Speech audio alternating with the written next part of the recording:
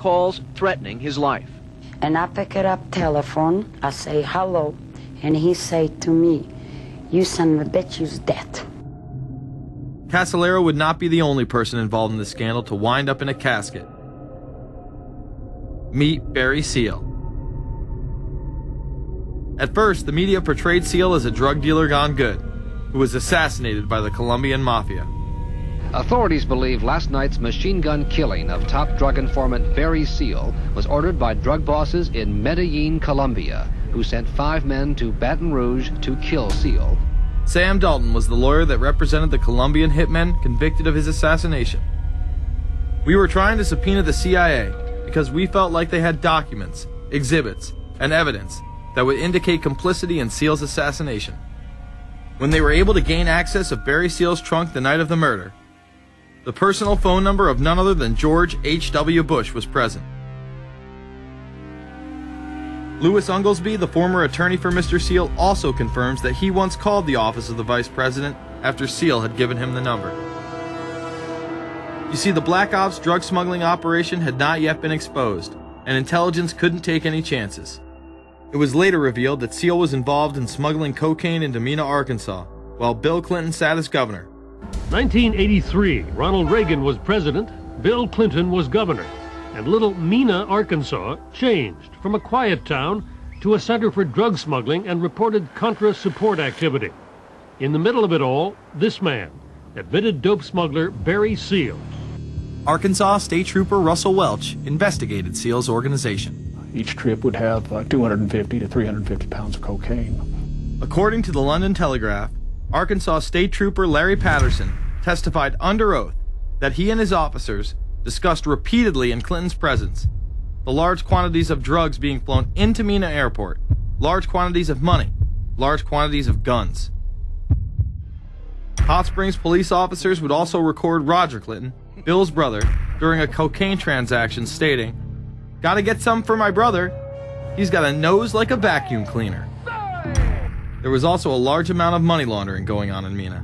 Former IRS agent William Duncan traced some of Seal's drug profits laundered through Mena banks. We had direct testimony from people who were involved in the money laundering operation.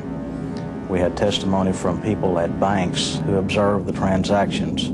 What happened when you tried to make this case before a grand jury? I was never asked to present the evidence to a grand jury, ever. This very same network used BCCI to fund the Afghani rebels. The deputy director of the CIA, Richard Kerr, said late today that the CIA did use the Bank of Credit and Commerce International, BCCI, to support CIA activities overseas. Most people still believe that the Soviets had maliciously invaded Afghanistan in order to spread their communist agenda. The Al-Qaeda was essentially a kind of a byproduct of Brzezinski's campaign to embarrass the Soviet Union in Afghanistan. They weren't in Afghanistan at that time. Brzezinski boasted later that he was responsible for drawing them into Afghanistan. And he did this extraordinary interview with Le Nouvel Observateur in France, and they said, "But aren't you worried that you've created this whole new force of Al-Qaeda?" And he said, "Oh, what's more important, a few crazed Islamists or the fall of the Berlin Wall?" And they said, "But you know, is there no danger?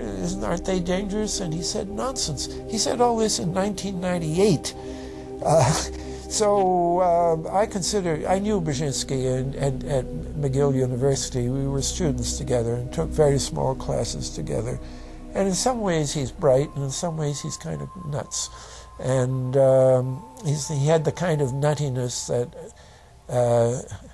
made him attractive to the Rockefellers. Bin Laden and his network were actually funded by BCCI through U.S. covert operations.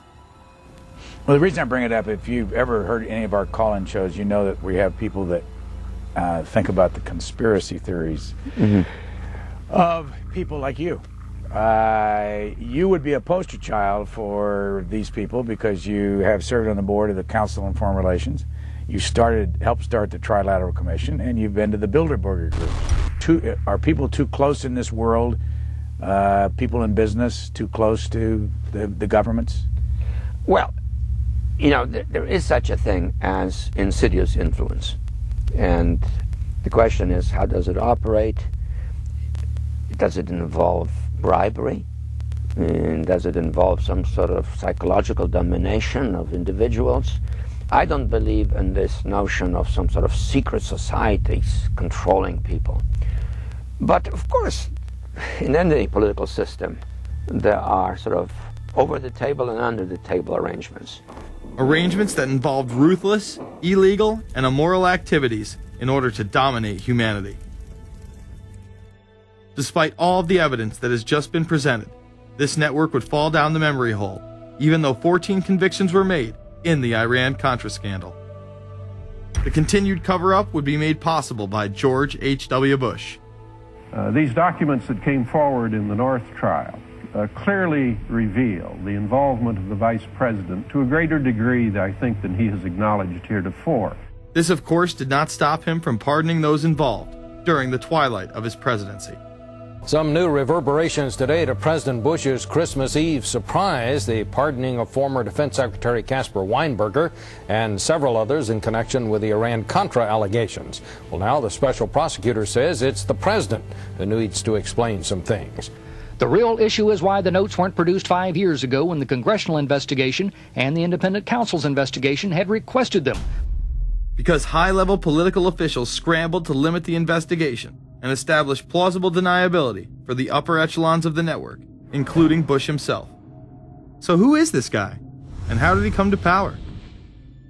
To understand that, we must first take a look at his father, Prescott. Prescott was born into privilege and became extremely influential in business, intelligence, and politics. He helped establish the CIA out of the Army's Office of Strategic Services with the Dulles brothers, and served as a senator in the state of Connecticut. However, during his time serving as one of the directors of Union Banking Corporation, he was doing business with Nazis. The Bushes have been sort of at the heart of the military-industrial complex since its very beginning, and that Prescott was involved in a firm that actually fronted for Nazi firms in America. In fact, Union Banking and its subsidiaries were seized by the United States government in October of 1942 under the Trading with the Enemy Act. After the war, the assets were returned, a few fines were paid, and it was swept under the rug of forgotten history. These Nazi ties should not be all that shocking, seeing as it has been declassified that the Office of Strategic Services recruited Nazis into its ranks through Project Paperclip in August of 1945. George Bush seemed to follow in his father's footsteps, using Prescott's business connections to move to Texas and get into the oil industry. He would first attain political office as a Texas congressman in 1966, but then lose his bid as a Texas senator in 1970. It was at this time that Nixon appointed Bush as an ambassador to the United Nations. According to official accounts, Bush then began work with the CIA as its director in 1976. Evidence suggests that Mr. Bush and the CIA actually had a much longer-standing relationship. There are indications that he had relations to the CIA before. There's a very strange memo, and the names are George Bush. And when this was published, there was a lot of fuzzing of the issues, but given George H.W. Bush's strong connections with the Cuban community, I think there is a good chance that it was the George Bush we know, so that he did have a CIA connection. Bush left the CIA just under a year after his appointment. He is credited with restoring the agency's morale, as its image was being shattered by the Church Committee's revelations of the CIA's unauthorized activities involving assassinations and corruption. In reality, Bush was responsible for denying the Church Committee many of the documents it requested, and making it impossible for them to do a thorough investigation. After his time as CIA director, he devoted himself to becoming the next president of the United States. Many people within his own party did not like his globalist ties. Along the campaign trail, Bush continually had to explain his association with the group. You know J.R. Ewing in the show Dallas? J.R. is a member of the Trilateral Commission, I think. It's got to be because it's so bad. Let me tell you something. I used to be a member of it. I resigned, as I did from every business thing I was in, to concentrate on one thing, running for President of the United States. Ronald Reagan initially had no interest in having Bush as his running mate. Even then presidential candidate Ronald Reagan had questions. I would suggest that maybe Mr. Bush would clear the air if he'd tell us why he resigned.